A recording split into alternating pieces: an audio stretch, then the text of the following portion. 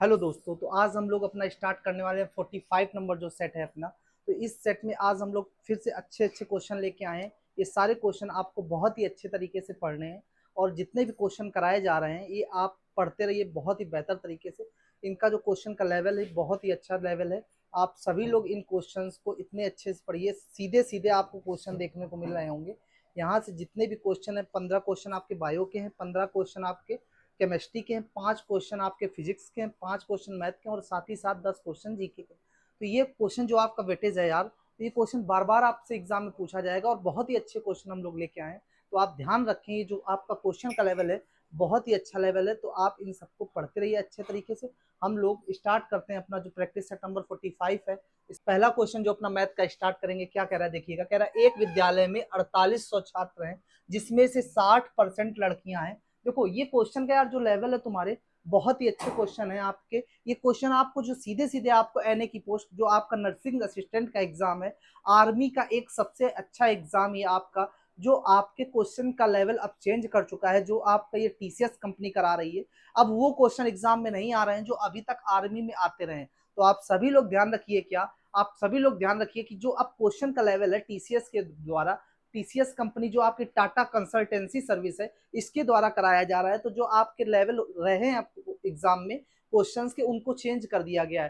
Question का level बहुत ही बढ़ा दिया गया। जो बच्चे पहले क्वेश्चन कर रहे थे आर्मी के, उनको देखते हुए आज का जो लेवल है बहुत ही टफ लेवल हो गया। तो इसलिए आप वो क्वेश्चन ना पढ़ें जो हल्के हल्के क्वेश्चन है, आपने ऊपर से पढ़ लिया हो गया आर्मी में। इस बार जो आपके क्वेश्चन रहेंगे बहुत ही लेवल अच्छा रहने वाला है। तो आप सभी लोग अपना जो भी कंटेंट है बहुत ही अच्छे तरीके से पढ़ते रहिए, आपको बहुत ही सपोर्ट मिलेगा। और ज़्यादा से ज़्यादा वीडियो को शेयर करते रहिए, लोगों से सब्सक्राइब करते रहिए। ध्यान रहे आप सभी लोग को बहुत ही बेटर कंटेंट दिया जा रहा है और बहुत ही मेहनत की जा रही है। ठीक है, तो स्टार्ट करते हैं हम लोग अपना पहला क्वेश्चन जो मैथ का क्वेश्चन है। क्या कह रहा है, कह रहा है एक विद्यालय में 4800 छात्र हैं जिसमें से 60% क्या है, लड़कियां हैं। तो विद्यालय में लड़कों की संख्या क्या है। देखो कह रहा अगर हमारे पास विद्यालय में स्टूडेंट कितने, अगर हमारे पास विद्यालय में स्टूडेंट 100% है, जिसमें से कह रहा 60% भैया क्या है, 60% हमारे पास गर्ल्स हैं। क्या है, 60% हमारे पास गर्ल्स हैं। तो शेष बचा हुआ 40% ये हमारे क्या हो जाएंगे, बॉय। अगर 60% हमारी गर्ल्स हैं तो बचे हुए क्या 40% हमारे पास बॉयज हो जाएंगे। फिर आपसे कहा गया क्या, टोटल जो स्टूडेंट है कितने हैं, 4800, मतलब 4800 हमारे पास छात्र हैं। आपके हिसाब से कितने, 100%। 100% का मान कितना, 100% का मान 4800। 1% का मान यहां से निकालो तो एक का मान कितना, 48। अब या तो आपसे लड़कियों की संख्या पूछी जाएगी या तो लड़कों की पूछी जाएगी। किसकी पूछी गई, विद्यालय में लड़कों की संख्या। अगर 1% का मान 48 है तो 40% का मान कितना, 48 इंटू 40 कितना भैया, 48 इंटू 40, 4 अट्ठे 32, 400 को 16 और 3 19, यानी जो इसका सही जवाब हो जाएगा 1920 हो जाएगा। पहला 1920, ऑप्शन नंबर जो 3 दिया गया 1920, इसका सटीक जवाब यानी राइट जवाब हो जाएगा ऑप्शन नंबर 3। ठीक, नेक्स्ट क्वेश्चन की बात करते हैं। नेक्स्ट क्वेश्चन क्या कह रहा है देखिएगा, कह रहा है कि वह न्यूनतम संख्या जो 12, 15 और 20, क्या, जो 12, 15 और 20 से विभाज्य है तथा एक पूर्ण वर्ग होगी। अब आप सबसे पहला तो ये ध्यान रखो, अगर आपसे ये ना कहा गया होता कि वह एक पूर्ण वर्ग होगी तो सीधे आप क्या कर रहे होते, 12, 15 और 20 का लासा ले रहे होते। लेकिन अब आपसे इसमें एक शब्द लगा दिया भैया, क्या, पूर्ण वर्ग होगी। तो इसके लिए अब आपको वह पूर्ण वर्ग ढूंढनी होगी। सबसे पहला काम तो आप ये कर लो कि पूर्ण वर्ग इसमें से कौन है ये देख लो। तो पूर्ण वर्ग या तो आपका 400 हो सकता है या तो 900 हो सकता है। 400 किसका होता है, 20 का, और 30 का कितना होता है, 900। 1000 किसी का होता है क्या, 1000 तो नहीं होता है, ना ही 180, मतलब ये और ये दो ऑप्शन तो हो ही नहीं सकते। अब हम चेक करेंगे क्या, 12, 15 और 20। अगर हमने आपसे कहा 12, 15 और 20, भैया इसका लासा कितना हो जाएगा, क्या, इसका लासा जो होगा कितना हो जाएगा, अगर यहां से अगर यहां से निकाल रहे होगे इसका लासा कितना, 60 हो जाएगा। कितना हो जाएगा, 60 हो जाएगा। तो अगर इसका लासा 60 होगा तो दो जो ऑप्शन शेष बचे वो वैल्यू आपकी 60 से कटनी चाहिए। क्या, 60 से कटनी चाहिए। अब चेक कर लो 60 से कौन सी, 400 तो कटेगा नहीं, यानी कटने वाली नंबर कौन सा, 900। तो इसका जो करेक्ट जवाब हो जाएगा 900। अगर आप ये चेक ना कर पाओ तो अब 60 का मल्टीपल देख लेना। 60 का मल्टीपल कौन सा है, 900। तो 900 मल्टीपल यानी इसका जो सही जवाब है ऑप्शन नंबर 2, यानी हमारा 900 राइट हो जाएगा ऑप्शन नंबर 2। नेक्स्ट क्वेश्चन की बात करेंगे, जो तीसरा क्वेश्चन दिया गया है, कह रहा कि एक मोबाइल के मूल्य में पहले 20% की कमी हुई और फिर 10% की वृद्धि हुई, तो मूल्य में होने वाला कुल परिवर्तन क्या है। आप ध्यान रखना, या तो आपके परिवर्तन में या तो वृद्धि होगी या तो कमी होगी। अगर वृद्धि हो रही तो 100 में ऐड करके, और कमी हो रही तो 100 से घटा के। तो वही आपसे क्वेश्चन में कहा गया है क्या कहा गया है कि उसमें 20% की कमी हो रही है और फिर उसमें 10% की वृद्धि हो रही है, तो मूल्य में होने वाला कुल परिवर्तन क्या है। मूल्य में होने वाला कुल परिवर्तन क्या है, ध्यान रखना बेटा। ध्यान क्या रखोगे आप जवान, मेरे जवान, देखो करना क्या है। आपको कहा गया है, या तो आप एक फॉर्मूला लिख लो, किससे लगा लेना, आप फॉर्मूला लिख लो x plus y plus x y बटे 100। क्या, एक्स प्लस एक्स वाई बटे 100, यहां से आप लगा सकते हो, या क्वेश्चन को 100 मान के भी लगा सकते हो। लेकिन आपसे यहाँ पे कहा गया क्या, यहाँ पे पहले 20% की कमी हो रही है और फिर 10% की वृद्धि हो रही है।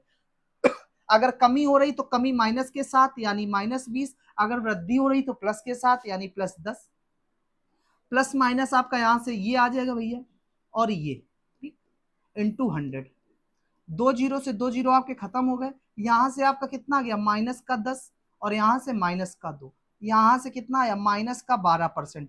या तो आपको ऑप्शन में मिल जाएगा -12%, अगर -12% नहीं मिल रहा होगा तो 12% की कमी। अगर माइनस में आ रहा है तो उत्तर कमी होगी, अगर प्लस में आ रहा है तो उत्तर वृद्धि होगी। क्या आ रहा है, तो 12% की कमी होगी, यानी ऑप्शन नंबर सी जो है आपका बिल्कुल करेक्ट जवाब हो जाएगा, सी। नेक्स्ट क्वेश्चन पे आ जाते हैं। कह रहा कि किसी समबाहु त्रिभुज का जो परिमाप है 36 मीटर है, और इसके शीर्ष की जो ऊंचाई है, जो इसके शीर्ष की ऊंचाई है वो भैया कितनी है, 6 मीटर है। कितनी है, 6 मीटर है। तो त्रिभुज का क्षेत्रफल ज्ञात कीजिए। आप ध्यान रखेंगे क्या, कि जो परिमाप होता है किसी भी चीज का, अगर वर्ग का परिमाप कहा गया तो उसके चारों ओर चक्कर लगाना, आयत का कहा गया तो आयत के चारों ओर चक्कर लगाना, अगर त्रिभुज का कहा गया तो त्रिभुज के चारों ओर चक्कर लगाना। अगर त्रिभुज की बात देखो तो साइडें कितनी होती, 3 साइड होती, यानी जो इसका परिमाप होने वाला है, परिमाप क्या हो जाएगा, भुजा इंटू 3, यानी 3 साइड। तो आप क्या कह सकते हो, इसका जो परिमाप होगा 3 इंटू ए लिख सकते हो, 3a लिख सकते हो, और उसका मान कितना दिया गया है, 36। जो 3a का मान दिया गया है 36, अगर यहां से आप a का मान निकाल लोगे तो कितना आ जाएगा, यहां से आपका आ जाएगा 12 सेंटीमीटर। कितना भैया, 12 सेंटीमीटर, यानी 12 सेंटीमीटर आ जाएगा। कह रहा है इसके शीर्ष की ऊंचाई, अब ध्यान रखना, जो समबाहु त्रिभुज का क्षेत्रफल होता है कितना होता है, 1/2 आधार गुणे ऊंचाई। क्या होता है, 1/2 आधार गुणे ऊंचाई। क्या भैया, 1/2 आधार गुणे ऊंचाई। तो आपको यहां से देखना, जो आपको ऊंचाई दी गई है 6, और जो यहाँ से भुजा का काम कर जाएगा आधार 12, तो 1/2 इंटू 12 इंटू 6, यहां से आप काट दोगे कितना आ गया, 6, 6 छंग 36, यानी जो इसका क्षेत्रफल निकल के आ जाएगा 36 वर्ग मीटर। क्या आ जाएगा, 36 वर्ग मीटर, यानी ऑप्शन नंबर जो 4 दिया गया है वो इसका सही जवाब हो जाएगा, 36 वर्ग मीटर। ठीक, नेक्स्ट क्वेश्चन पे आते, जो क्वेश्चन नंबर 5 दिया गया है। क्वेश्चन नंबर जो 5 दिया गया, देखना क्या कह रहा है। कह रहा कि 500 रुपए की राशि 2% की दर से 2 वर्ष के लिए सियाई पर उधार दिया गया। तो दो मतलब कह रहा कि 500 रुपए को हमने 2% के हिसाब से 2 वर्ष के लिए सियाई पर उधार दिया, तो उसमें मिलने वाला ब्याज क्या होगा। मैंने आपको कल बताया था करना क्या, 2 वर्ष के लिए कौन सा चार्ट, ये वाला चार्ट। अगर मैं आपसे कहूं 500 का 2% कितना होगा, 500 का 2% कितना होगा, 1% 5, तो 2% कितना 10, मतलब 2% का मान 10 आया। 10 यहाँ पर लिखो, 10 यहाँ पर लिखो। अब इस 10 का आप क्या निकाल लोगे, इस 10 का आप निकालोगे जवान कितना, इस 10 का आप निकालोगे 2% कितना, इस 10 का 2% निकाल रहे होगे क्या, 10 दूनी 20/100, कितना 20/100, मतलब 0.2, कितना 0.2, यहाँ पर आप रख दोगे 0.2। बात समझ में आई। आपने पहले 500 का 2% 10, फिर 10 का 2% कितना 0.2। अब आप इसको ऐड कर दो, क्या कर दो, 20 10 10 20.2, कितना 20.2। आपका ये जो सियाई हो जाएगा, इसका ब्याज जो हो जाएगा वो बिल्कुल सटीक जवाब हो जाएगा, कितना 20.2%। ये आपका 2 वर्ष से मिलने वाला सियाई हो जाएगा। बात समझ में आई। 10 10 और 2.2 जोड़ोगे 20.2। ठीक, नेक्स्ट क्वेश्चन की बात हम लोग करेंगे क्या, देखो भैया, अब हम लोग स्टार्ट करेंगे अपने जीएस के क्वेश्चन, यानी जीके के क्वेश्चन। पहला क्वेश्चन देखना क्या कह रहा है, कह रहा जन्म दर में अचानक कमी के कारण होगा। अगर जन्म दर में अचानक कमी होगी तो क्या होगा? ऑप्शन दिए गए हैं, प्रति व्यक्ति आय में वृद्धि, निवेश में वृद्धि, बचत में वृद्धि या ऋण अनुरोधों में वृद्धि। 4 ऑप्शन दिए गए ना आपको, तो आप ध्यान रखना, अगर जन्म दर में अचानक कमी होगी तो क्या होगा? अगर जन्म दर में अचानक कमी होगी तो हमारे निवेश में वृद्धि होगी। मतलब जन्म में कमी तो पैसा क्या? निवेश में वृद्धि। तो आप ध्यान रखेंगे निवेश में जो वृद्धि है, यानी ऑप्शन नंबर जो 2 होगा वो इसका बिल्कुल सही जवाब हो जाएगा, ऑप्शन नंबर 2। नेक्स्ट क्वेश्चन पे आ जाओ। नेक्स्ट क्वेश्चन क्या कह रहा है देखना यार, कह रहा कि हर्षवर्धन की वल्लभी विजय निम्नलिखित शिलालेखों में से किस में पाया गया है? हर्षवर्धन की वल्लभी विजय निम्नलिखित शिलालेखों में से किस में पाया गया? ऑप्शन दिए गए, ए होल स्तंभ शिलालेख, जूनागढ़ शिलालेख या नवसारी ताम्रपत्र शिलालेख या दामोदरपुर ताम्रपत्र शिलालेख। ये चारों ऑप्शन आपको दिए गए हैं। आप ध्यान रखेंगे क्या, जो वल्लभी विजय थी, क्या वल्लभी विजय के जो निम्नलिखित शिलालेख हैं वो आपको कहाँ मिल जाते हैं? तो नवसारी ताम्रपत्र शिलालेख, यानी जो ऑप्शन नंबर 3 दिया गया है वो इसका बिल्कुल करेक्ट जवाब है। आप ध्यान रखेंगे, ये आपका क्वेश्चन पूछा गया है कई बार, तो ऑप्शन नंबर जो 3 है वो इसका बिल्कुल सही जवाब हो जाएगा, ऑप्शन नंबर 3। ठीक है, नेक्स्ट क्वेश्चन की बात करेंगे हम लोग। अभी अपना रहा एनए वाला ऐप, अभी भी आप सभी लोग जिसको भी नोट्स परचेज करने हैं, परचेज करके आप 10 दिन में अपना 12 दिन में पूरा सिलेबस एक बार रिवीजन कर सकते हैं, जिसमें आपको 3-3 हजार के आसपास क्वेश्चन दिए गए हैं। आप सभी लोग उनको बहुत ही बेहतर तरीके से पढ़ के आप अपने एग्जाम को और मजबूत बना सकते हैं और 50 में 50 का स्कोर आप कर सकते हो यहाँ पर, आप अगर मेहनत करोगे तो। ठीक है, तो आप जवान हो, जवानों के जैसे काम करना है तुम्हें, तो जवानों के जैसे काम करने का मतलब आप सभी लोगों को अपना पूरा कंटेंट तैयार कर लेना है, इस 10 से 12 दिन में सारा रिवीजन कर लेना है। ठीक है, तो स्टार्ट करते हैं हम लोग नेक्स्ट क्वेश्चन 8 से। ये अपना ऐप है, आप सभी लोग डाउनलोड कर लीजिए और वीडियो को शेयर करते रहिए। नेक्स्ट क्वेश्चन क्या कह रहा है, कह रहा है कि अकबर के समय मुगल साम्राज्य की पश्चिमोत्तर सीमा क्या थी? जो अकबर के समय मुगल साम्राज्य की पश्चिमोत्तर सीमा क्या थी? अगर हम बात करें किसके समय? अकबर के समय, अकबर के समय, अकबर के समय पश्चिमोत्तर सीमा। ठीक है, तो अकबर के समय आप ध्यान रखना जो सीमा थी उसको हिंदू कुश कहते थे। क्या कहते थे? हिंदू कुश,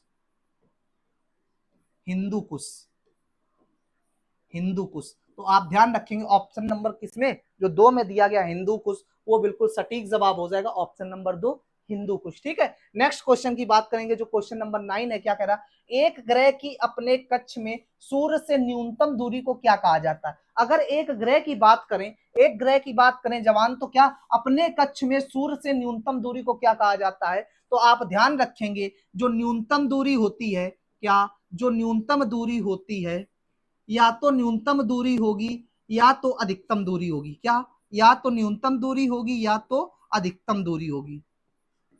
ठीक है, तो आप क्या कहोगे, जो न्यूनतम दूरी होती है एक ग्रह से अपने कक्ष में उसको कहते हैं उपसौर। उसको क्या कहते हैं भैया? उसको कह देते हैं उपसौर। और जो अधिकतम दूरी होती है उसको कह देते हैं अपसौर। क्या? अपसौर। तो आप ध्यान रखना, जो न्यूनतम दूरी होती है उसको उपसौर कहा जाता है और जो अधिकतम दूरी होती है उसको अपसौर कहा जाता है। आपसे क्या पूछा? न्यूनतम दूरी, न्यूनतम दूरी यानी अपसौर, ऑप्शन नंबर जो 1 दिया गया वो इसका सही जवाब है। अगर अधिकतम पूछा जाए तो अपसौर। नेक्स्ट क्वेश्चन पे आएंगे हम लोग।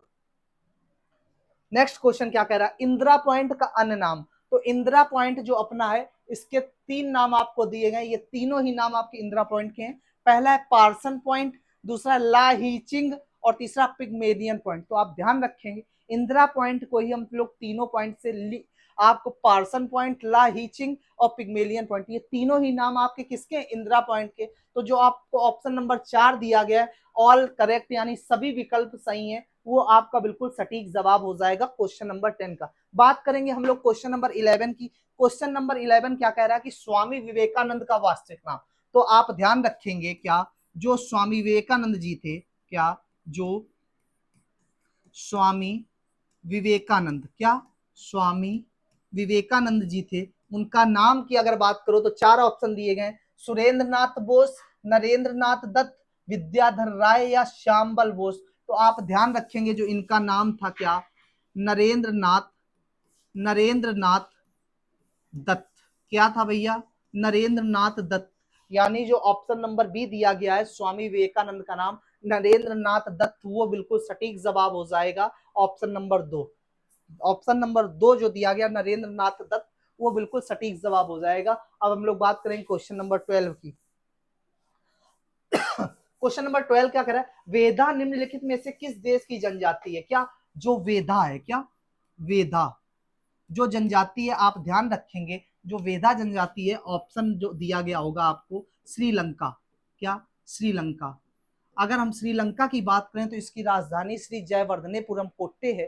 श्री जयवर्धनेपुरम कोट्टे है। इसका पुराना नाम सिलोन है। क्या इसका पुराना नाम सिलोन है। और वेदा क्या है, यहाँ की जनजाति है। जो वेदा जनजाति है वो श्रीलंका की, पुराना नाम सिलोन, और राजधानी श्री जयवर्धनेपुरम कोट्टे। तो ऑप्शन में आपको दिया गया है मालदीव, म्यांमार, श्रीलंका एंड बांग्लादेश। तो आप ध्यान रखेंगे क्या, जो श्रीलंका है वो इसका बिल्कुल करेक्ट जवाब है। अगर मैं बात करूं राजधानी की, तो मालदीव की राजधानी आपकी क्या हो जाती है, माले। म्यांमार की क्या हो जाती है, कुआलालंपुर। और बांग्लादेश की क्या हो जाती है, ढाका। फिर से एक बार देखना आप, क्या जो मालदीव है इसकी माले, म्यांमार की कुआलालंपुर और बांग्लादेश की ढाका, श्रीलंका का पुराना नाम सिलोन, और साथ ही साथ इसकी राजधानी श्री जयवर्धनेपुरम कोट्टे। ये सारी बातें आपकी यहाँ से हो जाती है क्वेश्चन नंबर 12 की। हम बात करेंगे क्वेश्चन नंबर जो 30 है, क्या कह रहा है। क्वेश्चन नंबर जो 30 कह रहा है कि निम्नलिखित में से कौन से कथन सही है। कह रहा कौन सा कथन सही है, तो अधातुओं के ऑक्साइड क्षारी होते, भैया नहीं, अधातुओं के ऑक्साइड क्षारी नहीं होते हैं, अधातुओं के ऑक्साइड अम्लीय होते हैं।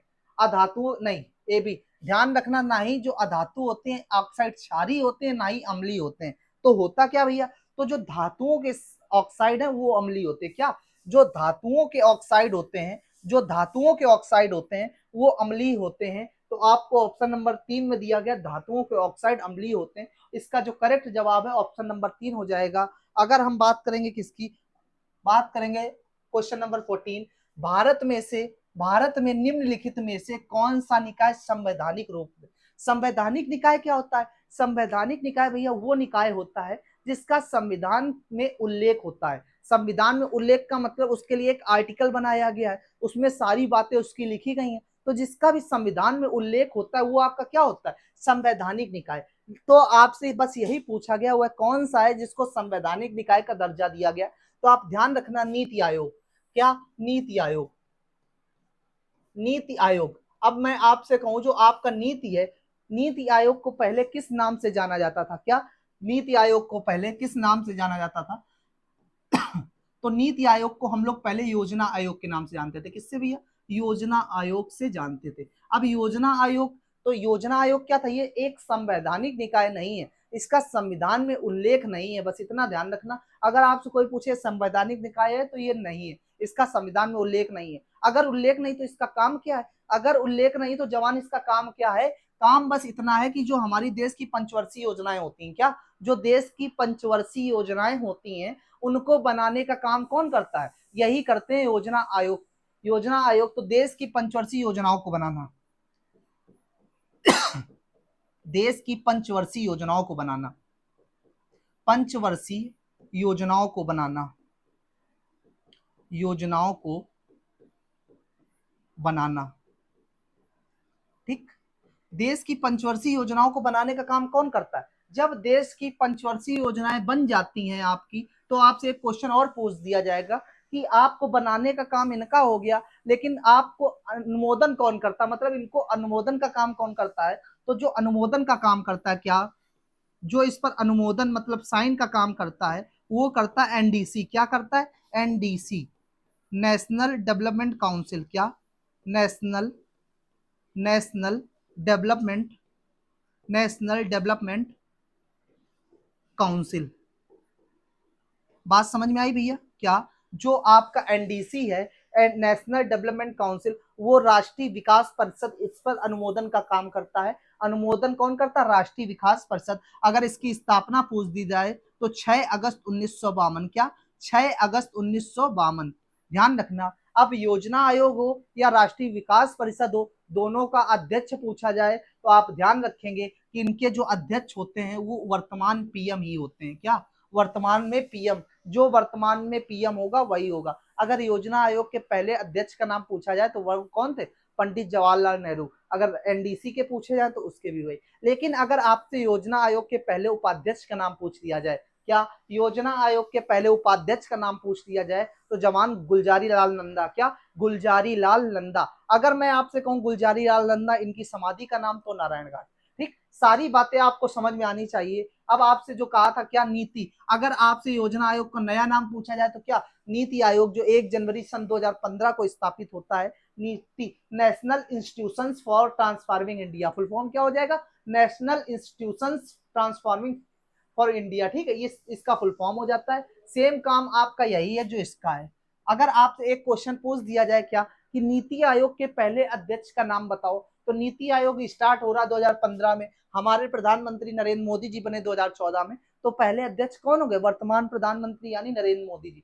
कई सारी बातें हैं आपको बताई जाएंगी जब आपको सारे चैप्टर क्लियर किए जा रहे होंगे। ये आपको ऑप्शन के हिसाब से इतनी जानकारी पर्याप्त है, आपके लिए क्वेश्चन यहीं से मिल जाएगा। ठीक है, क्या कह रहा है, भारत में निम्नलिखित में से कौन सा निकाय संवैधानिक रूप में नहीं है, तो नीति आयोग आपका नहीं है, राष्ट्रीय मानव अधिकार आयोग भी नहीं है, केंद्रीय सतर्कता आयोग, लेकिन जो वित्त आयोग है, क्या आर्टिकल 280 280 में जो आपका दिया गया है वित्त आयोग, यह आपका एक संवैधानिक रूप में निकाय है। तो ऑप्शन नंबर जो 4 है वो इसका सही हो जाएगा। नेक्स्ट क्वेश्चन की हम बात करेंगे, क्वेश्चन नंबर 15 कह रहा कि भारतीय संविधान के किस भाग में नगर पालिकाओं के बारे में बताया गया है। भारतीय संविधान के किस भाग में नगर पालिकाओं को, ध्यान रखना किसकी बात कही गई है, नगर पालिकाओं के बारे में। तो आर्टिकल 7 भाग भाग 7 भाग 8 भाग कौन सा XI11 और IXA, मतलब 9 का 1। तो आप ध्यान रखेंगे क्या, जो भाग IX ए का दिया गया है, क्या IX से, ये आपका बताता है क्या नगर पालिका, ये आपका बताता है नगर पालिका के बारे में। सारी बातें क्लियर, ये आपका बता देगा नगर पालिका के बारे में। ऑप्शन नंबर जो 4 है वो इसका सटीक हो जाएगा। ठीक है, अब आ जाते हैं हम लोग किस पे बात करेंगे, जो अपने फिजिक्स के क्वेश्चन है 5, जो 5 फिजिक्स के क्वेश्चन है उस पर बात कर लेते हैं। पहला क्वेश्चन कह रहा है 1801 में विल्हेम रिटर ने किस प्रकार के विद्युत चुंबकीय विकिरण की खोज की। तो आप सबसे पहले तो ध्यान रखना कि पराबैंगनी किरण है, क्या पराबैंगनी किरण है। जो पराबैंगनी किरणें थी इनकी जो खोज की थी किसने की थी, पराबैंगनी किरणों की खोज किसने की थी, जोहान विल्हेम रिटर। कौन, Johann Johann Johann Wilhelm Ritter. कौन, विल्हेम रिटर, ये आपके थे, इन्होंने खोज की थी किसकी, पराबैंगनी किरणों की। कब की थी, सन 1801 में। कब, सन 1801 में। सन 1801 में जोहान विल्हेम रिटर ने किसकी खोज की थी, पराबैंगनी किरणों की, जो ऑप्शन नंबर बी में दिया गया है आपकी। एक्सरे की खोज किसने की थी, रोएंटजन ने की थी। किसने की थी, रोएंटजन ने की थी। तो आप ध्यान रखेंगे इसका जो सटीक जवाब है ऑप्शन नंबर बी हो जाएगा, पराबैंगनी किरणें। पराबैंगनी किरणें। अब आ जाइए, कह रहा गैलीलियो ने किस वर्ष गुरुत्वाकर्षण और उपार्जित संवेग। अब पहली चीज क्या हो गई, गुरुत्वाकर्षण और उपार्जित संवेग की क्रिया द्वारा पेंडुलम की नियमित दोलनमान गति का वर्णन किसने किया। तो आप ध्यान रखेंगे पहले तो गुरुत्वाकर्षण का किसने किया, गैलीलियो ने। किस सन में किया, 4 ऑप्शन दिए, 1599, 1602, सन 1600, 1605। जो बी ऑप्शन दिया गया सन 1602 वो इसका बिल्कुल सटीक जवाब हो जाएगा, 1602। 17 का बी ऑप्शन हो जाएगा। बात करेंगे हम लोग 18 की, बात करेंगे हम लोग 18 की। कह रहा निम्नलिखित में से कौन सा संबंध सही है, कौन सा संबंध सही है। तो आप ध्यान रखेंगे संबंध अपना, F बराबर ma, क्या F बराबर ma, हम कहें क्या, force is equal to mass into acceleration, acceleration यानी हम कहें क्या, फोर्स क्या हो जाता है आपका, बल। क्या हो जाता है, बल। मास क्या हो जाता है, द्रव्यमान। मास क्या हो जाता है, द्रव्यमान। और एक्सेलरेशन क्या हो जाता है, त्वरण। क्या हो जाता है, त्वरण। ये सारी बातें आप ध्यान रखोगे कि बल बराबर द्रव्यमान गुणे त्वरण, F बराबर ma। ठीक, अब बात कर ले अगर मात्रक की, तो यहाँ से बल का मात्रक क्या हो जाता है, न्यूटन। द्रव्यमान का मात्रक क्या हो जाता है, किलोग्राम। और त्वरण का मात्रक क्या हो जाता है, मीटर पर सेकेंड स्क्वायर। क्या हो जाता है, मीटर पर सेकेंड स्क्वायर। तो यहाँ से अगर हम बल की बात करें कि बल का मात्रक क्या हो जाता है, तो क्या हो जाएगा, न्यूटन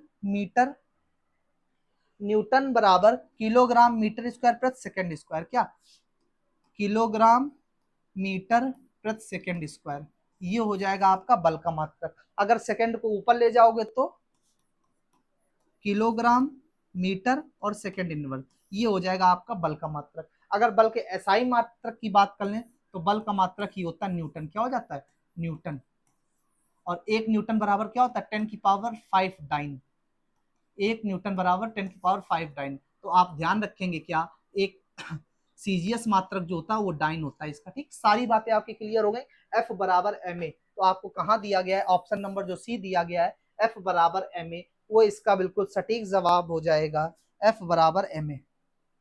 नेक्स्ट क्वेश्चन में आ जाओ, कह रहा भौतिक माध्यम, क्या भौतिक माध्यम और उनके अपवर्तनांक के संबंध में गलत युग्म की पहचान करें। भौतिक माध्यम तो बेंजीन 2.4, नीलम 1.77, केरोसिन 1.44, रूबी 1.77। तो आप ध्यान रखो जो रूबी दिया गया है उसका 1.7 होता है, केरोसिन 1.44, नीलम 1.77। जो इसका सही जवाब है बेंजीन 2.42, 19 का ए। क्वेश्चन नंबर 20 की बात करेंगे, क्या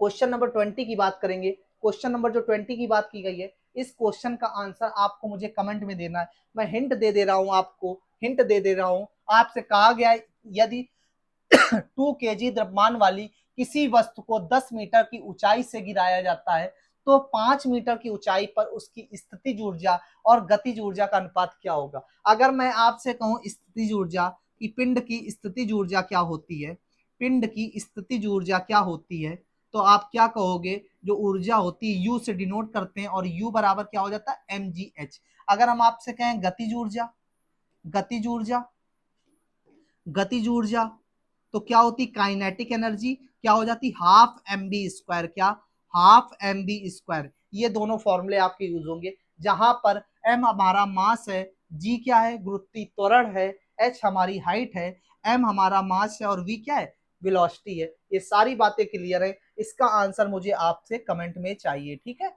इसका ऑप्शन मुझे कमेंट में चाहिए। ये अपने 5 क्वेश्चन फिजिक्स के। अब हम बात करेंगे 21 की। जो 21 है क्या कह रहा है, पहले बायो के 15 क्वेश्चन कह रहा मेंडल के किस नियम के अनुसार एक द्विगुणित जीव अपनी संतति के लिए एक गुण के लिए एक यादृच्छिक रूप से चयनित युग्म विकल्पी स्थानांतरित करता है, जिससे कि संतति प्रत्येक माता पिता से एक युग्म विकल्पी को प्राप्त कर सके। ऑप्शन दिए गए युग्मित कारक का नियम, स्वतंत्र चयन का नियम, प्रभुत्व का नियम, या लास्ट ऑप्शन है लॉ ऑफ सेग्रीगेशन यानी पृथक्करण का नियम। तो आपने बहुत बार पढ़ा होगा क्या मेंडल का जो नियम है प्रभावित द्विगुणित के लिए, क्या है पृथक्करण का नियम, मतलब law of segregation, law of segregation. Option number D यानी पृथक्करण का नियम जो इसका सटीक जवाब हो जाएगा। ये वो क्वेश्चन है जो आपके इस बार पूछे ही जाने वाले हैं टीसीएस के द्वारा, जो लेवल एग्जाम का रह रहा है वो बहुत ही स्टैंडर्ड होने वाला है। तो ये सारे क्वेश्चन आपको लर्न करके जाने हैं, ठीक है। नेक्स्ट क्वेश्चन 21 की हो गया। 22 की बात करेंगे। 22 क्या कह रहा है, देखना कह रहा निम्नलिखित में से कौन सा कोशिकाओं के विस्तार और फैलाव का कारण बनता है। कह रहा कोशिकाओं के विस्तार और फैलाव का कारण ऑप्शन स्फीति दाब, अंत शोषण, परासरण दाब और दाब विभव। तो आप ध्यान रखेंगे कि जो कोशिकाओं है उसमें विस्तार और फैलाव का जो काम किसके कारण, टर्गर प्रेशर यानी स्फीति दाब, स्फीति दाब। ऑप्शन नंबर जो ए दिया गया वो इसका सटीक जवाब हो जाएगा, option number A. Next question आ जाओ, ए सही जवाब। नेक्स्ट क्वेश्चन 23 क्या कह रहा है, देखना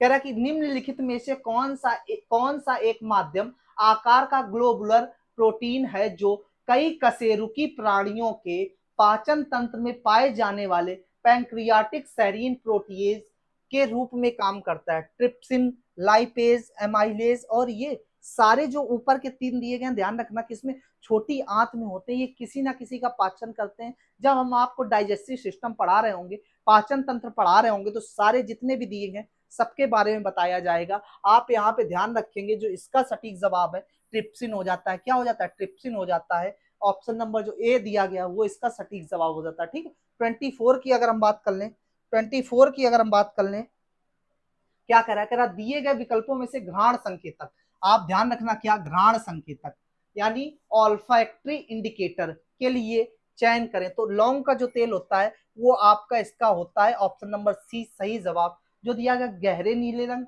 हल्दी, गोभी का। तो जो लौंग का तेल है वो आपका घ्राण संकेतक में आता है, यानी ऑप्शन नंबर सी इसका सटीक जवाब हो जाएगा, ऑप्शन नंबर सी। अगर हम बात करें नेक्स्ट क्वेश्चन की,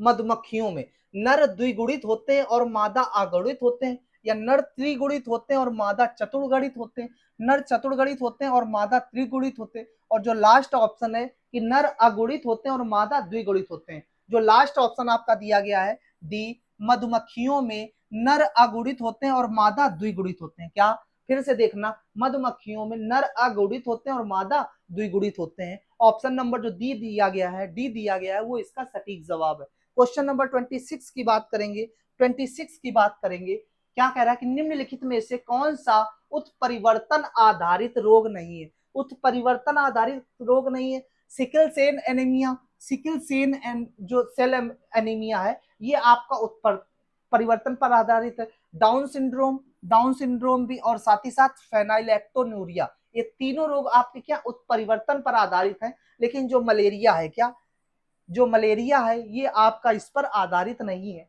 अगर आपसे पूछा जाए जो मलेरिया इसकी खोज किसने की थी, जो मलेरिया इसकी खोज किसके द्वारा की गई, तो रोनाल्ड रॉस के द्वारा की गई थी। किसके द्वारा, रोनाल्ड रोनाल्ड रॉस के द्वारा की गई थी। ठीक है, रोनाल्ड रॉस के द्वारा की गई थी। जो मलेरिया की दवा होती है, क्या होती है, कुनैन, क्या होती, कुनैन की दवा होती है। और कुनैन की दवा कहाँ से मिलती, सिनकोना की छाल से। किससे, सिनकोना की छाल से। ऑप्शन में आपको मिलेगा किसकी छाल, तो आप ध्यान रखेंगे सिनकोना की छाल। ये सारी बातें आपकी यहाँ से क्लियर हो जाती हैं, जो इसका सटीक जवाब हो जाएगा मलेरिया हो जाएगा। क्वेश्चन नंबर 27 की बात करेंगे, क्वेश्चन नंबर 27 की बात करेंगे कि निम्नलिखित में से कौन सी दूषित दूषित भोजन या पेय पदार्थों के सेवन से होने वाली खाद्य जनित बीमारी है।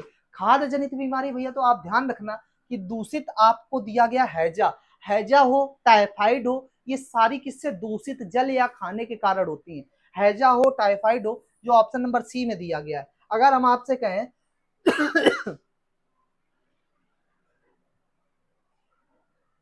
ठीक है, तो इसका जो सही जवाब हो जाएगा क्या हो जाएगा, हैजा। टाइफाइड होता तो ये भी। अगर मैं आपसे कहूं भैया क्या, कि अगर मैं आपसे कहूं जो तपेदिक है, तपेदिक है, इसको आप बोलते हो क्या, टीबी बोल देते हो, या इसी को ट्यूबरक्लोसिस भी बोल देते हो। क्या बोल देते हो, ट्यूबरक्लोसिस। क्या, ट्यूबरक्लोसिस, ये भी आप बोलते हो ट्यूबरक्लोसिस। और साथ ही साथ इसको क्षय रोग भी बोल देते हो। क्या बोल देते हो, क्षय रोग। ये सभी नाम एक हैं। क्या, ये सभी नाम एक हैं। अगर आप क्षय रोग कहो, ट्यूबरक्लोसिस कहो, टीबी कहो, या तपेदिक, मेरे जवानों ये सभी एक ही नाम है। अगर मैं आपसे कहूं कि इनके लिए कौन सा टीका लगाया जाता है, क्या, अगर मैं आपसे कहूं इनके लिए कौन सा टीका लगाया जाता है, तो आप क्या कहोगे, बीसीजी का टीका लगाया जाता है। कौन सा, बीसीजी का टीका लगाया जाता है, जिसका फुल फॉर्म क्या होता है, बैसिलस बैसिलस कॉलमेट, बैसिलस कॉलमेट गुरीन। कौन सा टीका लगाया जाता है, बीसीजी का टीका लगाया जाता है, जिसका फुल फॉर्म बैसिलस कॉलमेट गुरीन होता है। बात आपको समझ में आ गई होगी, सारी बातें समझ में आ गई होंगी। 27 का सी हो जाता है। अगर हम बात करेंगे 28 की, बात करेंगे 28 की, कि जीवाणुओं की कोशिका भित्ति किससे बनी होती है। जो जीवाणुओं के बारे में पहले बात कर लेते हैं, कुछ जीवाणुओं के बारे में। जो जीवाणुओं के बारे में बात करेंगे, देखिए जीवाणु, जो जीवाणु है, जीवाणु सबसे पहले बैक्टीरिया हमारे, क्या, बैक्टीरिया हमारे, इसकी खोज किसने की थी, Antonie van, Antonie van, Antonie van Leeuwenhoek. कौन, एंटोनी वॉन ल्यूवेनहॉक, इनके द्वारा की गई थी। Antonie van, Antonie van Leeuwenhoek के द्वारा की गई थी। ठीक, सारी बातें समझना। जीवाणु की जो खोज थी वो एंटोनी वॉन ल्यूवेन हॉक के द्वारा की गई थी। शुक्राणु कोशिका की भी खोज इन्हीं के द्वारा की गई थी। जीवाणु से कई रोग होते हैं। क्या, जीवाणु से कई रोग होते हैं। जो जीवाणु का अध्ययन है उसको क्या बोलते हैं, बैक्टीरियोलॉजी। क्या बोलते हैं, बैक्टीरियोलॉजी बोल देते। क्या बोलते हैं, बैक्टीरियोलॉजी बोल देते हैं जीवाणु का अध्ययन। तो ये आपकी बात होगी जीवाणु की। कह रहा कि जीवाणुओं की कोशिका भित्ति किससे बनी होती है, ग्लाइकोजन, पेप्टिडोग्लाइकन, या पेप्टॉन, या सेलुलोज। तो ऑप्शन नंबर जो बी दिया गया है पेप्टिडोग्लाइकन, ये ऑप्शन आपका बिल्कुल सही हो जाएगा जीवाणु की कोशिका के लिए, ऑप्शन नंबर बी। 28 का B is the right answer भैया। 29 की अगर बात करेंगे, 29 की बात करेंगे तो क्या कह रहा है देखना, कह रहा निम्नलिखित में से उस कार्बोहाइड्रेट की पहचान कीजिए जो कार्बोहाइड्रेट की परिभाषा के अनुरूप नहीं है। निम्नलिखित में से उस कार्बोहाइड्रेट की पहचान कीजिए जो कार्बोहाइड्रेट की परिभाषा के अनुरूप नहीं है। ऑप्शन दिया गया है रैमनोज, सुक्रोज, फैक्ट्रोज या मोल्टोज।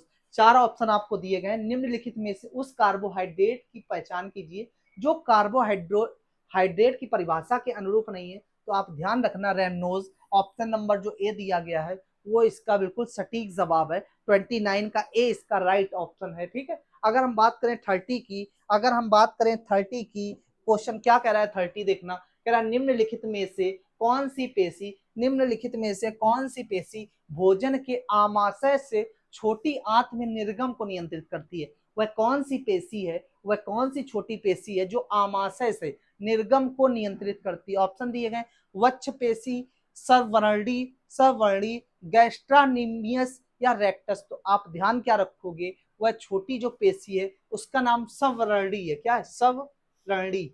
ऑप्शन नंबर जो दिया गया है आपको बी का, बी ये इसका बिल्कुल सटीक जवाब हो जाएगा, ऑप्शन नंबर बी 30 का बी, ठीक। अगर हम बात करें किसकी, अगर हम बात करें किसकी, फेनिल एल्निन हाइड्रोक्सिलेज लेज द्वारा उत्प्रेरित अभिक्रिया में फेनिल एल्निन के हाइड्रोक्सीकरण द्वारा कौन सा गैर आवश्यक एमिनो अम्ल संश्लेषित होता है। जो आपको ये क्वेश्चन भैया वो क्वेश्चन है आपको देखने को कम मिलेंगे, जो आपके टॉपिक चलते हैं उस टॉपिक में आपको ये क्वेश्चन नहीं कराए जाते हैं। और आप ध्यान भी रखोगे क्या, आप ध्यान क्या रखोगे कि कोई भी टीचर आपको, अगर आप चैप्टर पढ़ रहे हो तो उस चैप्टर में आपको चैप्टर की जानकारी दी जा सकती है, ना कि चैप्टर से आप 60 से 65% आप सिलेबस को कंप्लीट कर रहे होते हैं। जब तक आप अपने मॉक टेस्ट या जो भी ये टेस्ट हैं इनको आप नहीं लगाओगे तब तक आपकी तैयारी मजबूत नहीं होगी। आप इसको लगाने के बाद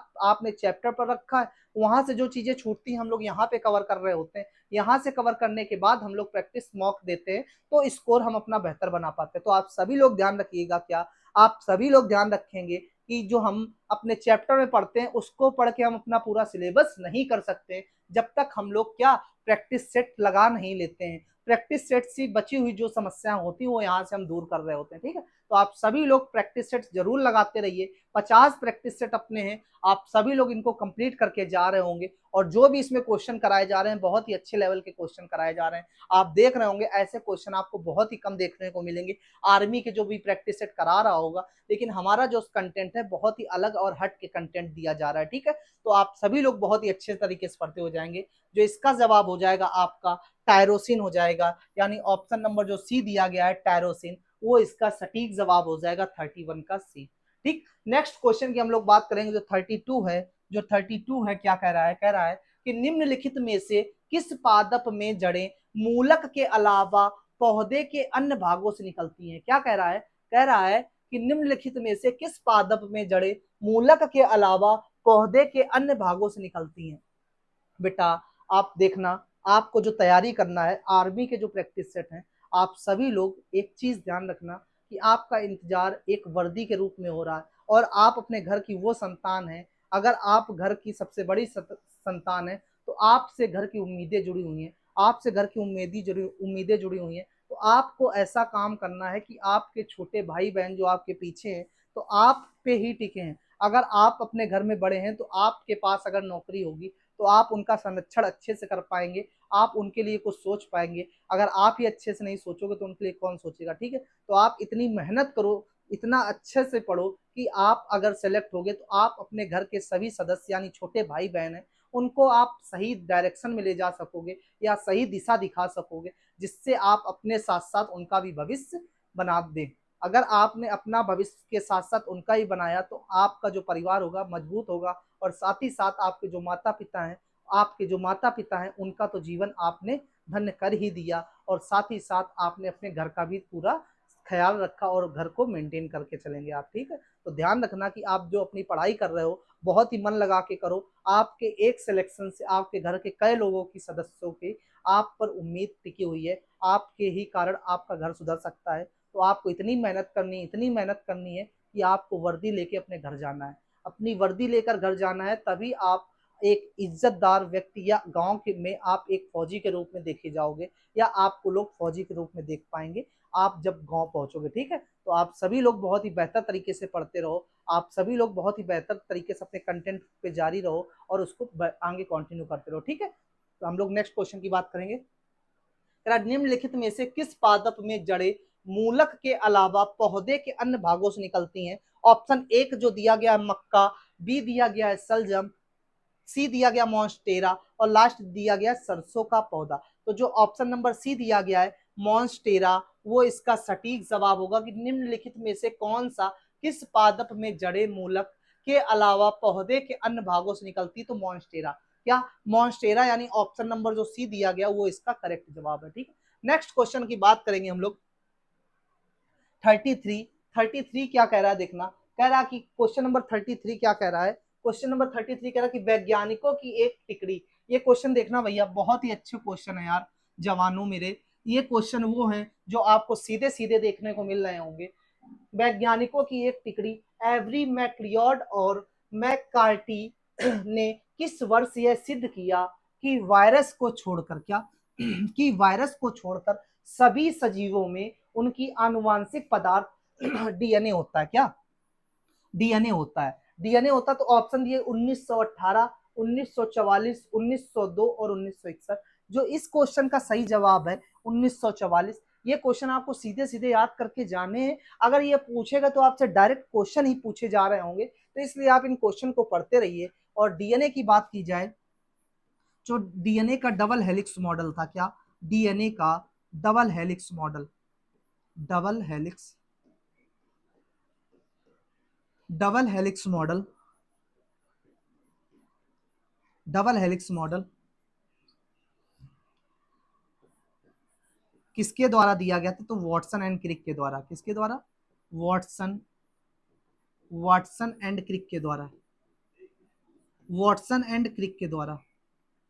ठीक, नेक्स्ट क्वेश्चन की बात करेंगे हम। क्या अब डीएनए से बात हमारी, क्या अगर आपसे पूछा जाए कि किसने की थी, तो वॉटसन एंड क्रिक ने। ये किसके होते हैं? तो ये आपके, आप ध्यान रखेंगे, न्यूक्लिक एसिड का पार्ट है डीएनए और आरएनए। अगर आपसे कहा जाए कि न्यूक्लिक एसिड की खोज किसने की थी, तो न्यूक्लिक एसिड की खोज करने वाले फ्रेडरिक मिक्सचर भाई साहब थे। कौन?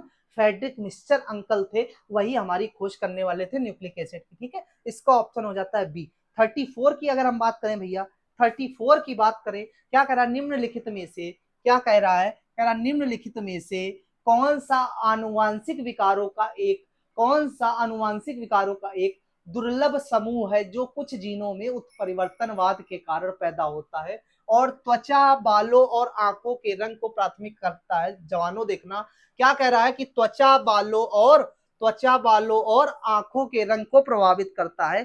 तो आप ध्यान रखना, क्या पहली चीज, त्वचा, बालों और आंखों को प्रभावित करने वाला अलागिल सिंड्रोम, एल्बिनिज्म, अलागिल सिंड्रोम, दो बार अलागिल, अलागिल दो बार आपको दे दिया गया है, एंजलमैन सिंड्रोम। जो ऑप्शन आपको त्वचा, बालों, अगर आपसे पूछा है कौन सा होता है, तो मेलानिन जो होता है वो इनमें कामदार होता है, असरदार होता है। जो इस क्वेश्चन का सही जवाब होगा बी, एल्बिनिज्म। एल्बिनिस इसका सही जवाब हो जाएगा, एल्बिनिज्म। 34 का बी, एल्बिनिज्म जो है हमारा बिल्कुल सटीक जवाब हो जाएगा। नेक्स्ट क्वेश्चन 35, जो बायो का लास्ट क्वेश्चन, क्या करा कि विभाजन के दौरान गुणसूत्रों का व्यवस्थित अध्ययन करने वाला पहला व्यक्ति कौन था जिसने इस प्रक्रिया को समसूत्री विभाजन कहा था? जवानों मेरे देखो, क्या कह रहा है कि विभाजन के दौरान गुणसूत्रों का व्यवस्थित अध्ययन करने वाला पहला व्यक्ति कौन था जिसने इस प्रक्रिया के समसूत्री विभाजन कहा था? तो फ्रेडरिक मिक्सचर। अभी मैंने आपसे क्या कहा, जो न्यूक्लिक एसिड था, क्या न्यूक्लिक एसिड, अभी तो बताया, क्या जो न्यूक्लिक एसिड था इसकी खोज करने वाले कौन थे? Friedrich Friedrich Friedrich Friedrich Miescher, Friedrich Miescher ये हमारे कौन हो गए, जो आपका न्यूक्लिक एसिड की खोज करने वाले थे, फ्रेडरिक मिक्सचर थे। ये ऑप्शन आपका न्यूक्लिक एसिड की बात हो गई। अगर मैं कहूँ इसको डिवाइडेशन, डीएनए और आरएनए के ही पार्ट हैं, आरएनए और डीएनए इन्हीं के पार्ट हैं। डीऑक्सी राइबोज न्यूक्लिक एसिड या राइबोज न्यूक्लिक एसिड, ये आपके दोनों इसी के पार्ट हैं। लेकिन आपसे जो क्वेश्चन में कहा गया है कि विभाजन के दौरान गुणसूत्रों का व्यवस्थित अध्ययन करने वाले पहला व्यक्ति कौन था जिसने इस प्रक्रिया को समसूत्री विभाजन कहा था, यानी Friedrich Miescher, Walther Flemming, Antonio van Leeuwenhoek, Thomas है। जो इसका जवाब है वॉल्थर फ्लेमिंग। क्या है? वॉल्थर फ्लेमिंग, यानी ऑप्शन नंबर जो बी दिया गया है वो इसका सही जवाब है। 35 का बी हो जाता है। अगर हम बात करेंगे 36 की, अगर बात करेंगे 36 की, हेल केमिस्ट्री के क्वेश्चन आ चुके हैं भैया। अब हमारे 15 क्वेश्चन केमिस्ट्री के रहने वाले हैं। देखना क्या, पहला क्वेश्चन शुरू हो रहा है। हैलोजन के 72 कोश में पाए जाने वाले, हैलोजन के 72 कोश में पाए जाने वाले इलेक्ट्रॉनों की संख्या की पहचान की। जवानों देखना क्या कह रहा है कि हैलोजन समूह, आप एक ग्रुप होता है हमारे पास, एक ग्रुप होता है हैलोजन ग्रुप। कौन सा? Halogen group. इसमें कौन कौन आते हैं हैलोजन में? क्लोरीन, फ्लोरीन, तो fluorine, chlorine, bromine, iodine, astatine, कौन कौन आते हैं? Fluorine, chlorine, bromine, iodine, astatine, ये सारे आपके हैलोजन समूह में आ जाते हैं। आपसे कहा गया कि इनके जो बाहरी इलेक्ट्रॉन होते हैं, वो बाहरी इलेक्ट्रॉन 72 कोश में पाए जाने वाले, 72 कोश में पाए जाने वाले इलेक्ट्रॉनों की संख्या। अगर मैं बात आपसे करूं फ्लोरीन की, किसकी? अगर मैं आपसे बात करूं फ्लोरीन की, जो इसका एटॉमिक नंबर होता है 9, पहले कक्ष में 2 हो गए, बचे हुए शेष 72 कोश में कितने हो जाएंगे? 7। अगर मैं बात करूं क्लोरीन की, किसकी? अगर मैं बात करूं क्लोरीन की, क्लोरीन का कितना होता है? 17, पहले में हो गए 2, तीसरे में हो गए 8, बचे हुए 72 कोश में कितने? 7। तो आप ध्यान रखोगे जो आपसे पूछा गया है, हैलोजन के 72 कोश में पाए जाने वाले इलेक्ट्रॉनों की संख्या की पहचान, मतलब जो ऑप्शन नंबर बी दिया गया है 7, वो इसका बिल्कुल करेक्ट जवाब हो जाएगा। ठीक जवानों, क्या 7 हो जाएगा इसका सही जवाब। अब हम बात करेंगे किसकी? कह रहा कि हाइड्रोजन अणु के कोश में कितने इलेक्ट्रॉन होंगे? हाइड्रोजन आप सभी लोग जानते हो, आप सभी लोग जानते हो क्या, हाइड्रोजन जो होता है, क्या होता है, जिसका एटॉमिक नंबर 1 होता है। अगर 1 होता तो ये क्या, के में आपका 1 ही रह जाएगा, यानी ऑप्शन नंबर जो सी दिया गया है 1, वो इसका सही जवाब हो जाएगा। अब हम बात करें अगर 38 की, अगर 38 की करें, कह रहा निम्नलिखित में से कौन सा पॉली हेलोजन यौगिक फ्री ऑन रेफ्रिजरेंट R22, क्या R22 के उत्पादन में उपयोग किया जाता है? पहला ऑप्शन है मेथिलीन क्लोराइड, दूसरा है क्लोरोफॉर्म, तीसरा है डाई क्लोरो डाईफेनिल टाई क्लोरोथिन, बहुत बड़ा नाम है, इतना बड़ा नाम आपको याद भी नहीं करना है। कार्बन टेट्राक्लोराइड, जो इसका सही जवाब है क्लोरोफॉर्म। इसका जो सही जवाब है क्लोरोफॉर्म। क्लोरोफॉर्म क्या होता है? CHCl3 होता है। क्या होता है? CHCl3 होता है क्लोरोफॉर्म, जो ऑप्शन नंबर बी में दिया गया, बेहोशी के लिए यूज किया जाता है, बेहोश करने के लिए जो यूज किया जाता है क्लोरोफॉर्म। ऑप्शन नंबर बी सही हो जाएगा। क्वेश्चन नंबर 39 देखेंगे भैया, क्वेश्चन नंबर 39 देखेंगे। क्या निम्नलिखित में से कौन सा कार्बनिक, निम्नलिखित में से कौन सा कार्बनिक यौगिक एक बेंजीनाइड है? क्या है? एक बेंजीनाइड है। कह रहा क्या? Hexane, aniline, propane, acetaldehyde. तो आप सभी लोग ध्यान रखेंगे, मेथ एथ ब्यूट प्रोप, मेथ 1 होता है कार्बन, मेथ एथ 2, प्रोप 3, ब्यूट 4, पेंट 5, ये कार्बन की श्रृंखला है। जो कार्बन एंड इट्स कंपाउंड हमारा केमिस्ट्री का चैप्टर है, इस चैप्टर को बहुत ही अच्छे तरीके से आप रिवीजन करके जाना। यहाँ से बहुत ही सारे क्वेश्चन बनने होंगे और बार बार क्वेश्चन पूछे जाएंगे आपसे। जो कहा गया कि निम्नलिखित में से कौन सा कार्बनिक यौगिक एक बेंजीनाइड है, ऑप्शन जो दिए गए उसका जो सही जवाब है आपका हो जाएगा एनिलीन। क्या हो जाएगा? एनिलीन। 39 का भी सही जवाब हो जाएगा। अब हम बात करेंगे किसकी? 40 की। क्या कह रहा है कि एम डाई क्लोरोबेंजीन का, ये भी आपका उसी चैप्टर से क्वेश्चन भैया, बहुत ही अच्छे तरीके से आपने जहां से उस चैप्टर को पढ़ा हो उसको एक बार रिवीजन कर लेना, क्योंकि केमिस्ट्री की ये चैप्टर जो आपका एक है कार्बन एंड इट्स कंपाउंड, आवर्त सारणी, ये 2 चैप्टर ऐसे हैं जहां से आपको ढेरों क्वेश्चन देखने को मिल रहे होंगे।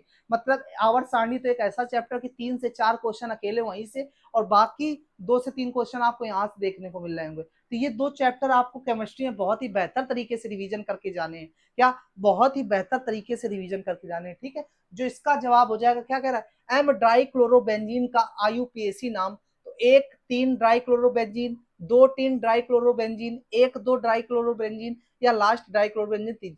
तो जो इसका सही जवाब है 1,3 ड्राई क्लोरोबेंजीन, इसका बिल्कुल सही जवाब है। ऑप्शन नंबर 1 का बिल्कुल करेक्ट जवाब है। ठीक है, अब हम बात करेंगे किसकी, 41 की भैया।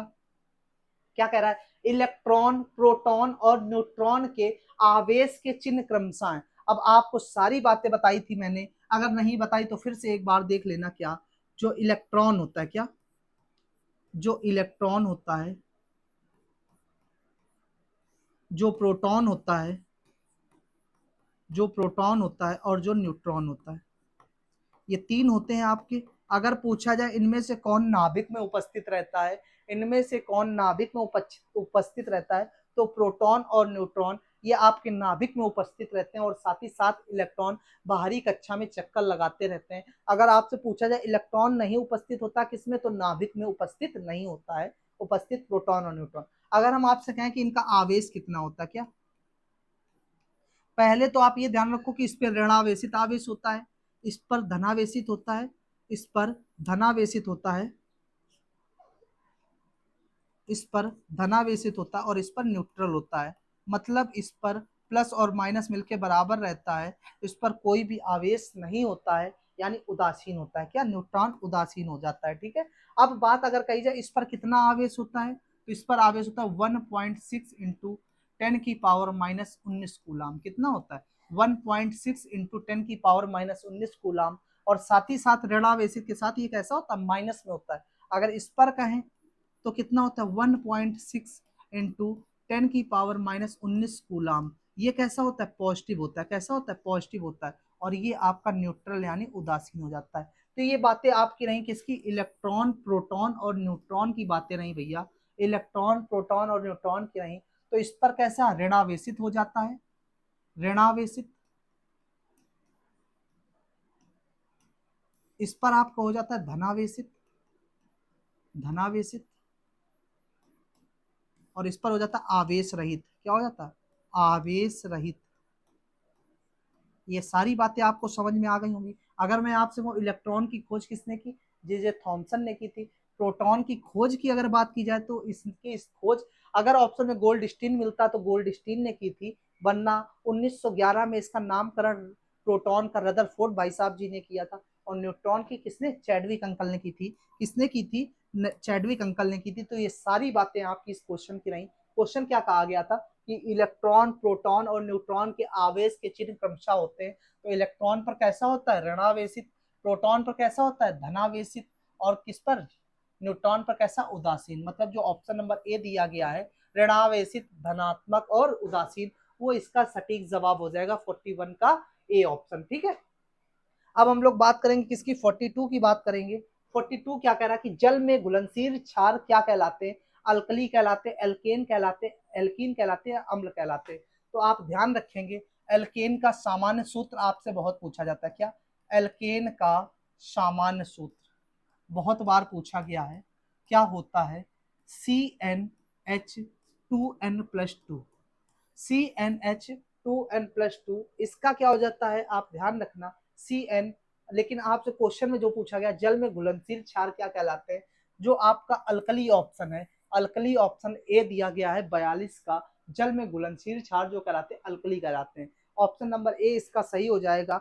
अब हम लोग 43 की बात कर लें।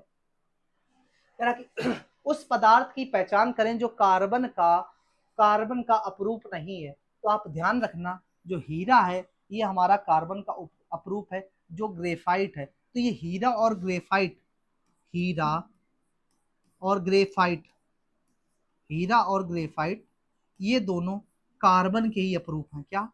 कार्बन के अपरूप हैं, कार्बन के अपरूप हैं। ग्रेफाइट में सबसे ज्यादा कार्बन पाया जाता है, तो ये कार्बन के अपरूप हो गए। साथ ही साथ बक मिनिस्टर फुलरीन ये भी होता है, लेकिन फॉस्फोरस जो होता है आपका, जो आपका फॉस्फोरस होता है ये कार्बन का अप्रूफ नहीं होता है। मतलब ऑप्शन नंबर जो सी दिया गया है, कार्बन का अप्रूफ कौन नहीं है, तो फॉस्फोरस नहीं है। नेक्स्ट क्वेश्चन 44 की बात कर लेंगे हम लोग। 44 की बात कर लेंगे, क्या कह रहा है, कह रहा एक परमाणु या कार्यात्मक समूह की इलेक्ट्रॉनों के एक साझा युग्म को अपनी ओर आकर्षित करने की प्रवृत्ति को क्या कहा जाता है? विद्युत धनात्मकता कहा जाता है, वैद्युत ऋणात्मकता कहा जाता है, वैद्युत आकर्षण या इलेक्ट्रॉन बंधुता। चार ऑप्शन दिए गए हैं। तो एक परमाणु या कार्यात्मक समूह की इलेक्ट्रॉनों के एक साझा युग्म को अपनी ओर आकर्षित करने की जो प्रवृत्ति है उसको इलेक्ट्रोनिगेटिविटी कहते हैं, यानी वैद्युत ऋणात्मकता कहते हैं। जो ऑप्शन नंबर आपको बी में दिया गया है, इलेक्ट्रोनिगेटिविटी यानी वैद्युत ऋणात्मकता। जो नेक्स्ट क्वेश्चन है अपना 45 क्या कह रहा है देखना, कह रहा है निम्नलिखित में से कौन सा यौगिक एक एलिसाइक्लिक यौगिक है? एलिसाइक्लिक आइसोब्यूटेन है, साइक्लोप्रोपेन है, एथेन है, या एस्टिक है। तो आप ध्यान रखेंगे क्या, जो आपका साइक्लोप्रोपेन है वो आपका एक एलिसाइक्लिक यौगिक है, साइक्लोप्रोपेन। यानी जो ऑप्शन नंबर बी दिया गया है 45 का बी, वो आपका बिल्कुल सही जवाब हो जाता है। 46 की अगर हम बात कर लें, आपको क्या दिया गया, एक यौगिक के आईयूपीएसी नाम यौगिक से संबंधित सबसे लंबी कार्बन श्रृंखला सबसे लंबी कार्बन श्रृंखला में उपस्थित कार्बन परमाणुओं की कुल संख्या को दर्शाता है। तो प्रीफिक्स, इन्फिनिक्स या सफिक्स या रूट।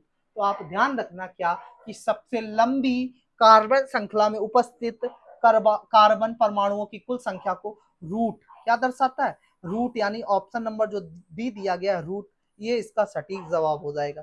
47 की अगर बात कर लें, कह कि निम्नलिखित में से कौन सा एक खुली श्रृंखला वाला कार्बनिक यौगिक है? क्या खुली श्रृंखला वाला कार्बनिक यौगिक है?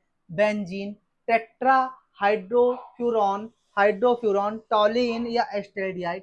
तो खुली श्रृंखला वाला जो कार्बनिक यौगिक है एस्टेल्डिहाइड है। कौन सा है? एस्टेल्डिहाइड, यानी 47 का डी हो जाता है। अगर हम बात करें 48 की, कह रहा कि एंटोनी लेवोजियन ने, अगर केमिस्ट्री का जनक पूछा जाए आपसे कि रसायन विज्ञान के जनक कौन है, तो यही है एंटोनी लेवोजियन ने निम्नलिखित में से किस वर्ष द्रव्यमान संरक्षण के नियम की खोज की और प्रतिपादित? तो पहला काम तो ये हो गया कि द्रव्यमान संरक्षण के नियम की खोज किसने की, क्या द्रव्यमान संरक्षण के नियम की खोज किसने की? तो एंटोनी लेवोजियर भाई साहब ने की और प्रतिपादित किया एक रासायनिक अपक्रिया में द्रव्यमान संरक्षित रहता है। कब? 1789, यानी ऑप्शन नंबर बी 1789 इसका करेक्ट जवाब हो जाएगा, करेक्ट जवाब हो जाएगा।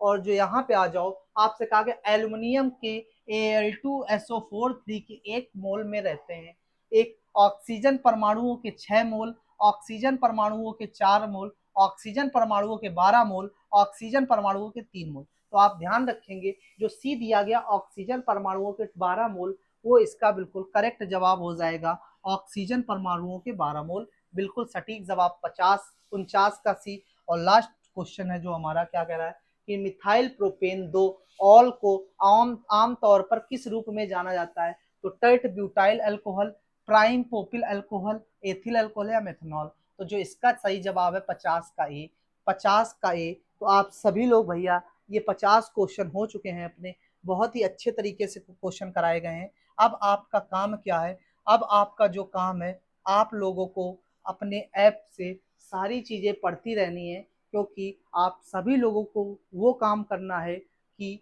एक जवान के रूप में दिखना है। मतलब आप जवान बनोगे और एक फौजी भाई बनोगे, तो फौजी भाई के लिए सबसे बड़ी बात है कि आप अपना कंटेंट बहुत ही अच्छे तरीके से पढ़ के जाइए। जब कंटेंट अच्छा होगा तो क्या होगा, अपनी सारी चीज़ें आप बेहतर तरीके से कर पाओगे, आप सारी चीज़ें अपनी मेंटेन कर पाओगे और अपने सिलेबस को, हाँ आपको बेहद जो अभी समय है उसमें अपना कंटेंट यहाँ से आप पढ़ोगे ही, नोट्स से सारी चीज़ें आपको मिल जाएंगी। नोट्स से सारी चीज़ें, आपको कुछ भी परचेस करना है अभी भी 15 दिन में आप फिजिक्स, ठीक है, chemistry, biology, math and GK, ये सारी चीज़ें आप अभी हमारे ऐप से परचेज कर सकते हैं। और मेन है क्या, 50 प्रीवियस ईयर पेपर, ये 50 प्रीवियस ईयर पेपर यहाँ से परचेज कर सकते हैं और साथ ही साथ पिछले 10 सालों के आए हुए पेपर भी आप यहाँ से ले सकते हैं। तो आपका काम है कि इनको परचेज करके आप बहुत ही अच्छे तरीके से रिवीजन करते रहिए और ज़्यादा से ज़्यादा समय आप अपनी पढ़ाई को देते रहिए। ठीक, फिर आपको करना क्या है, आपका अभी आपके पास समय, जैसे आपने प्रैक्टिस से लगाया, आपका वेटेज मान लो 50 में 42 जा रहा है या 40 जा रहा है, तो आपको अब क्या करना है, अगर 40 जा रहा है तो देखा आपने हमारे कौन से क्वेश्चन गलत हो रहे हैं, कौन से क्वेश्चन गलत हो रहे हैं, तो आपको ये देखना कि किस चैप्टर का गलत हो रहा है, उस चैप्टर को आपको उठाकर एक बार पूरा चैप्टर रिवीजन कर लेना है। अगर आप ऐसा कर रहे होंगे तो उसकी समस्याएं आपकी चैप्टर से खत्म हो जाएंगी और आप फिर से क्वेश्चन पे अपने आके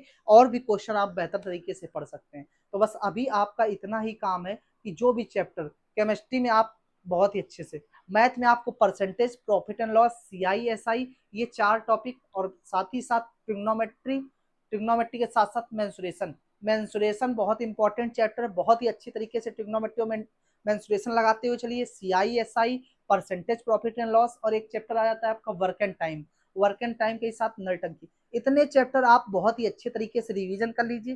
केमिस्ट्री में आवर्त सारणी, carbon and its compound, acid base and salt, तो ये चैप्टर कुछ ऐसे चैप्टर हैं जहां से आपके क्वेश्चन बनने ही बनने हैं। तो आप इन चैप्टर को बहुत ही अच्छे से पढ़िए क्योंकि आपके पास समय कम है और इस समय में आपको काम ज्यादा करना है। अगर काम ज्यादा करना है तो आपको समय पे रिवीजन भी करना होगा, अगर रिवीजन करना है तो आपको सही से पढ़ना भी होगा।